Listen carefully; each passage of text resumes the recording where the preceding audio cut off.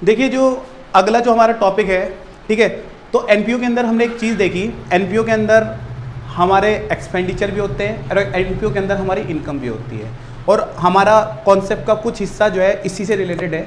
मान लीजिए एग्जांपल के तौर पर जब हमारे एनपीओ के अंदर जब हम देखते हैं तो एनपीओ के अंदर हम क्या देखते हैं, एक्सपेंसेस देखते हैं, है ना। एनपीओ के अंदर हम क्या देखते हैं, इनकम भी देखते हैं, है ना। एक्सपेंसेस देखते हैं और इनकम देखते हैं। तो जब एक्सपेंसेस देखते हैं तो अगर मैं एग्जांपल के तौर पर बात बताऊँ आपको मैं, तो ये जो एक्सपेंसेस है आपके, ये आउटस्टैंडिंग हो सकते हैं। क्या हो सकते हैं, ये आउटस्टैंडिंग हो सकते हैं।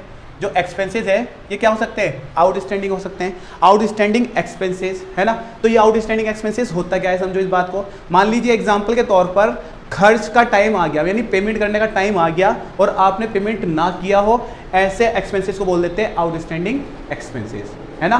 क्या बोल देंगे ऐसे एक्सपेंसेस को, आउटस्टैंडिंग एक्सपेंसेस बोल देंगे। मतलब कुल मिला के पेमेंट करने का टाइम हो चुका है, ड्यू टाइम हो चुका है और आप पेमेंट नहीं कर रहे हो, इसी को बोला जाता है आउटस्टैंडिंग एक्सपेंसेस, ठीक है। लाइक एग्जांपल के तौर पर आपका जो है इलेक्ट्रिसिटी का बिल आ गया, मान लीजिए, है ना। इलेक्ट्रिसिटी का जो बिल आया वो आपका 6 तारीख में बिल आया आपका, और अभी तक जो है, और अभी 10 तारीख आ चुकी है और आपने उस बिल का पेमेंट नहीं करा है, इसका मतलब वो बिल जो है आपका आउटस्टैंडिंग है, ठीक है। वो जो एक्सपेंसेस है वो कैसे है, आउटस्टैंडिंग हो गए हैं, ठीक है। इसके अलावा एक्सपेंसेस क्या हो सकते हैं, एक्सपेंसेस एडवांस भी हो सकते हैं, है ना। एक्सपेंसेस कैसे हो सकते हैं, एक्सपेंसेस तुम्हारे एडवांस में भी तुम एक्सपेंसेस को पेड कर सकते हो, यानी आउटस्टैंडिंग भी हो सकते हैं एक्सपेंसेस और एडवांस भी हो सकते हैं, ठीक है। एडवांस क्या होता है, मान लीजिए एग्जांपल के तौर पर आप स्कूल के अंदर जा रहे हो, है ना। स्कूल के अंदर जो आप फीस पेड कर रहे हो, तो आपने क्या करा, आपने मई और जून की फीस अप्रैल के साथ पेड कर दी, है ना। अप्रैल के साथ मई की फीस पेड कर दी और जून की फीस पेड कर दी है। तो इसका मतलब क्या कि आपने क्या करा है, एडवांस पेड करा है, यही हुआ है आपके एडवांस एक्सपेंसेस, ठीक है। इसके अलावा इनकम की बात करते हैं, है ना।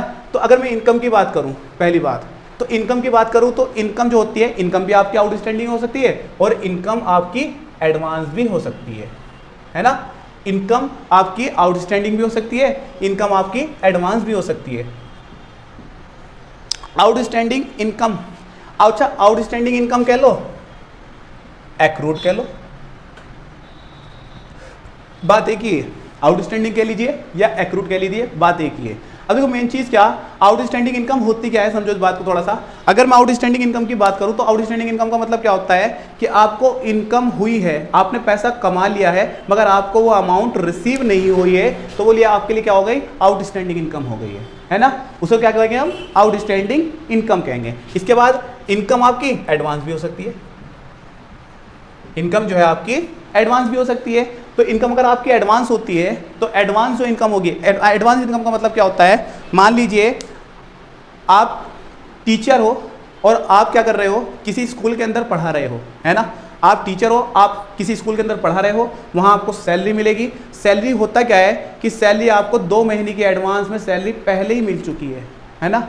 2 महीने की सैलरी, जो 2 महीने बाद सैलरी मिलती वो 2 महीने पहले मिल चुकी है, तो ऐसी सैलरी को क्या बोलेंगे, एडवांस सैलरी। और वो आपके लिए सैलरी क्या है, आपके लिए अगर आप सैलरी को रिसीव कर रहे हो तो सैलरी आपके लिए क्या हो गई, इनकम हो गई, तो वो एडवांस इनकम में गिनेंगे उसको, ठीक है। अब देखिए मेन चीज़ क्या, थोड़ी सी मेन चीज़ एक बात बताना चाहूँगा।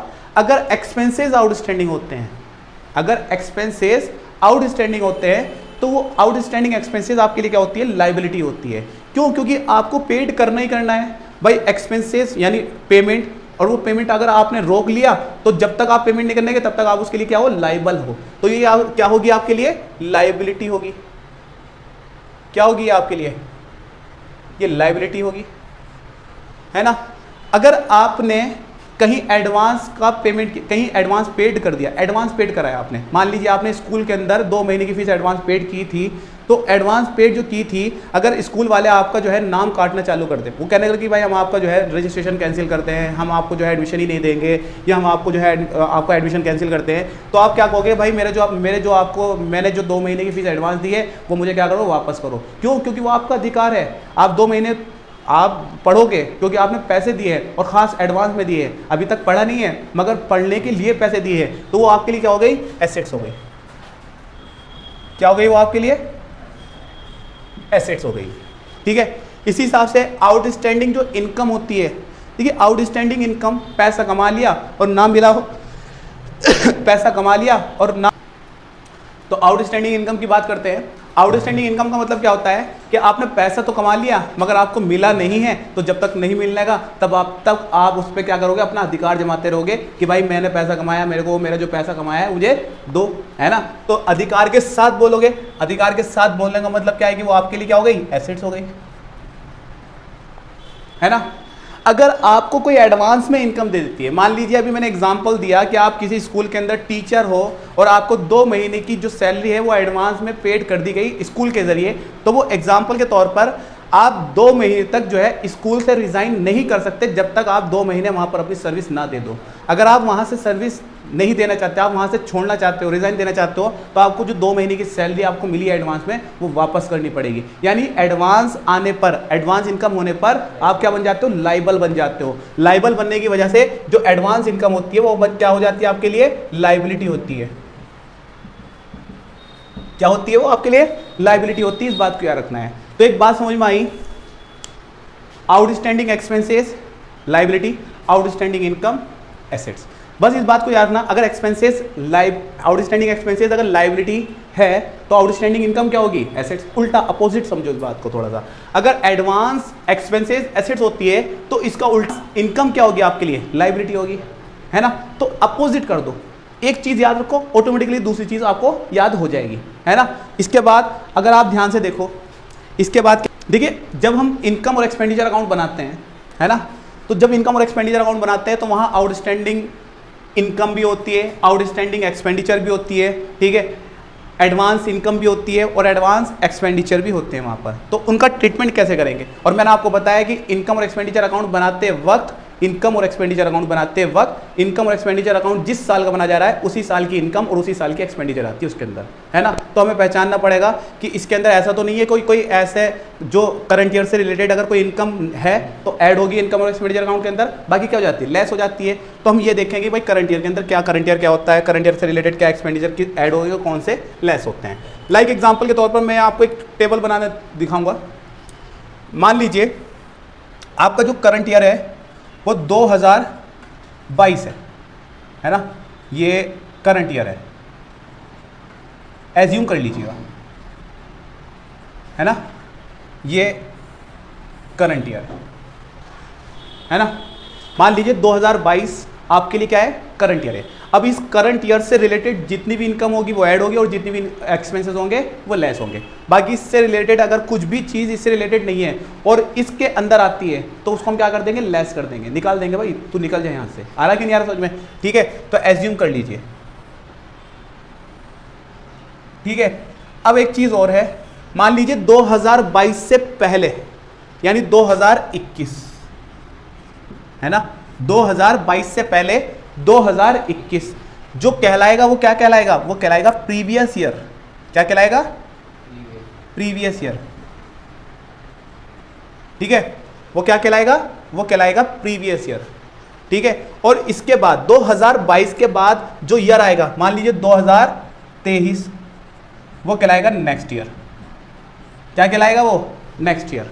तो एग्जाम्पल के तौर पर 2022 अगर करंट ईयर है तो इससे पीछे का जो ईयर है वो क्या है, प्रीवियस ईयर, इससे आगे का जो ईयर है वो क्या, उसको क्या कहेंगे हम, नेक्स्ट ईयर, है ना। अब इसके अंदर कुछ चीज बताना चाहूंगा मैं। देखो नॉर्मली आउटस्टैंडिंग जो बैलेंस है आपका, जो आउटस्टैंडिंग बैलेंस है, अभी मैं यहाँ पर आउटस्टैंडिंग के अंदर ना तो एक्सपेंडिचर की बात कर रहा हूँ और ना ही मैं इनकम की बात कर रहा हूँ। ध्यान समझ लीजिएगा, ना तो मैं यहाँ पर आउटस्टैंडिंग इनकम की बात कर रहा हूँ और ना ही आउटस्टैंडिंग एक्सपेंडिचर की बात कर रहा हूँ, केवल आउटस्टैंडिंग की बात कर रहा हूँ। तो जो आउटस्टैंडिंग है वो किससे रिलेटेड होता है, पीछे से रिलेटेड होता है।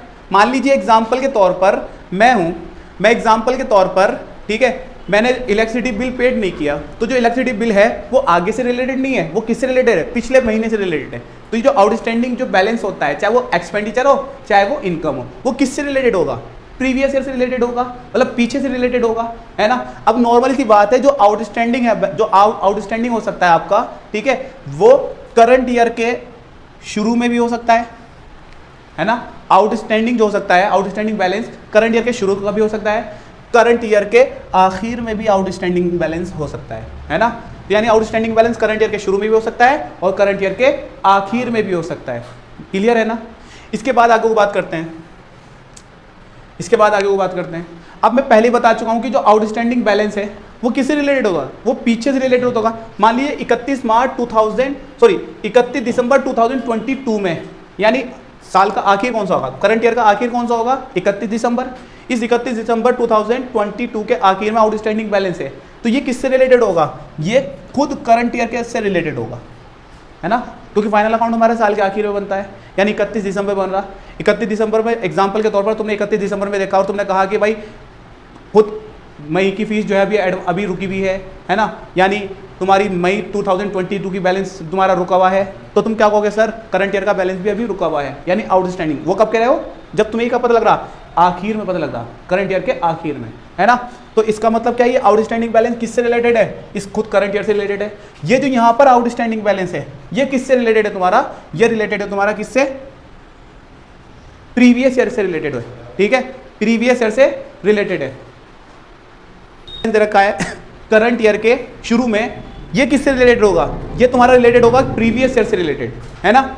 इसके बाद आगे चलते हैं, तो इसका मतलब क्या, कहीं ना कहीं ये जो तुम्हारा करंट ईयर के आखिर का बैलेंस है वो करंट ईयर से रिलेटेड है। अगर वो करंट ईयर से रिलेटेड है तो प्लस, है ना।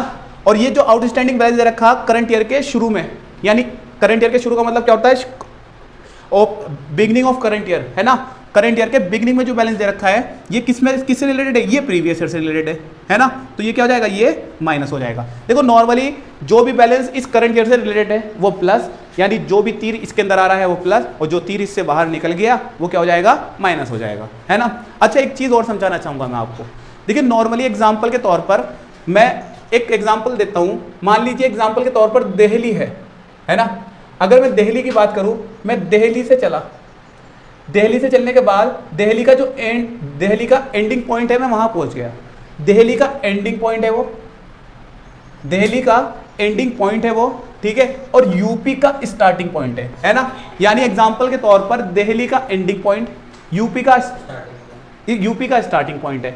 यानी दिल्ली से चला मैं और यूपी पे जाना है मुझे, तो दिल्ली के तो मैं बॉर्डर पे पहुंचा और दिल्ली का एंडिंग पॉइंट पे पहुंचा हूं मैं, यूपी के स्टार्टिंग पॉइंट पे पहुंचा हूं। तो एक तरीके से देखा जाए पॉइंट तो ये एक ही है ना, पॉइंट तो एक ही है।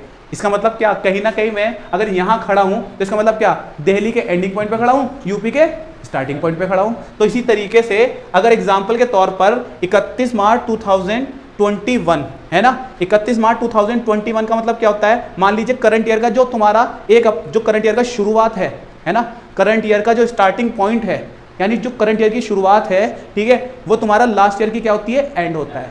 आ रहा कि नहीं आ रहा समझ में, जो करंट ईयर का शुरुआत होता है वो लास्ट ईयर का एंड होता है, इस बात को याद रखना है, ठीक है। जो करंट ईयर का शुरुआत है वो लास्ट ईयर का एंड है ना, इस बात को याद रखना है, ठीक है। अब देखो इसके बाद ये तो समझ में आ गया कि आउटस्टैंडिंग बैलेंस, ठीक है, अगर तुम्हारा करंट ईयर के आखिर में है ना, तुम्हारा करंट ईयर के आखिर में है तो वो क्या हो जाएगा, ऐड हो जाएगा, और अगर करंट ईयर के शुरू में है तो वो क्या हो जाएगा, लेस हो जाएगा, ठीक है। इसके बाद एडवांस की बात करते हैं। देखो अगर एडवांस की बात करी जाए, एडवांस भी तुम्हारा करंट ईयर के स्टार्टिंग में हो सकता है और करंट ईयर के एंडिंग में हो सकता है, ठीक है। करंट ईयर के शुरुआत में भी हो सकता है और करंट ईयर के एंड में भी हो सकता है ना। करंट ईयर के शुरुआत का मतलब क्या होता है, 1 जनवरी, करंट ईयर का आखिर 31 दिसंबर, है ना। अब देखिए मेन चीज़ क्या, मेन चीज़ ये है कि एडवांस जो होता है वो रिलेटेड होता है आगे से रिलेटेड। मान लीजिए एग्जाम्पल के तौर पर अगर आप एडवांस पेड कर रहे हो तो एडवांस जो पेड करोगे आप अप्रैल के अंदर जो एडवांस पेड करोगे वो किसका पेड करोगे, मई का पेड करोगे, यानी एडवांस हमेशा आगे से रिलेटेड होता है, ठीक है, इस बात को याद रखना है, ठीक है। अगर ये वाला जो एडवांस है, ये जो एडवांस है, अगर तुम्हें जो 31 दिसंबर 2021 कह लो या 1 जनवरी 2022 कह लो, बात एक ही है, क्योंकि मैंने अभी समझाया आपको कि अगर दिल्ली का वो एंडिंग पॉइंट है तो यूपी का तो स्टार्टिंग पॉइंट है और दोनों पॉइंट एक ही है। तो अगर एग्जांपल के तौर पर मैं ये बात बोल रहा हूँ कि 31 दिसंबर 2021, तो इसका मतलब 31 दिसंबर 2021 कह लो या कह लो 1 जनवरी 2022, बात एक ही है। आ रहा कि नहीं आ रहा समझ में। तो इसका मतलब क्या, अगर कोई करंट ईयर के शुरू में जो बैलेंस दे रखा है एडवांस, तो जो करंट ईयर के शुरू में जो भी बैलेंस एडवांस तुम्हें रिसीव होगा, मान लीजिए 1 जनवरी 2022 में तुम्हें कोई बैलेंस रिसीव हो रहा, तो 1 जनवरी में 2022 में जो बैलेंस रिसीव हुआ वो खुद करंट ईयर के लिए रिसीव हुआ, है ना, मतलब खुद करंट ईयर के लिए रिसीव हुआ है, यानी 1 जनवरी में जो बैलेंस रिसीव हो रहा है, 1 जनवरी 2022 में जो बैलेंस रिसीव होगा कोई सा भी बैलेंस, तो वो खुद करंट ईयर से रिलेटेड है कि भाई पूरे साल इसको खर्च करो। यानी 1 जनवरी में मैंने क्या करा, पूरे 1 जनवरी से लेकर 31 दिसंबर तक पूरा का पूरा बैलेंस दे दिया मैंने 1 जनवरी में, आ रहा कि नहीं आ रहा, यानी एडवांस दे दिया। तो वो 1 जनवरी जो तुम्हारा 1 जनवरी 2022 में जो रिसीव हुआ वो टोटल किससे रिलेटेड है, करंट ईयर से रिलेटेड है, और वो क्या हो जाएगा तुम्हारा प्लस। ठीक है, इसके अलावा अगर ये एडवांस जो तुम्हारा मिल रहा है 31 दिसंबर 2022 में, है ना, 31 दिसंबर 2022 में जो बैलेंस जो तुम्हें एडवांस रिसीव होगा वो किसके लिए रिसीव होगा, नेक्स्ट ईयर के रिलेटेड लिए, है ना, नेक्स्ट ईयर के लिए रिसीव होगा, या फिर करंट ईयर से रिलेटेड होगा वो, नहीं नेक्स्ट ईयर के लिए, क्योंकि वो नेक्स्ट ईयर के लिए तुम्हें रिसीव हो रहा है, ना कि करंट ईयर। करंट ईयर तो खत्म हो गया यहाँ पर, आ रहा कि नहीं आ रहा समझ में। तो ये जो एडवांस रिसीव होगा वो किससे रिलेटेड है तुम्हारा, ठीक है, नेक्स्ट ईयर से। तो एग्जांपल के तौर पर ये सब बाहर निकल गया, क्या हो जाएगा माइनस। ठीक है, समझ में आ रहा होगा आपको, ठीक है। नेक्स्ट आओ, चलो इसके बाद अगला पॉइंट,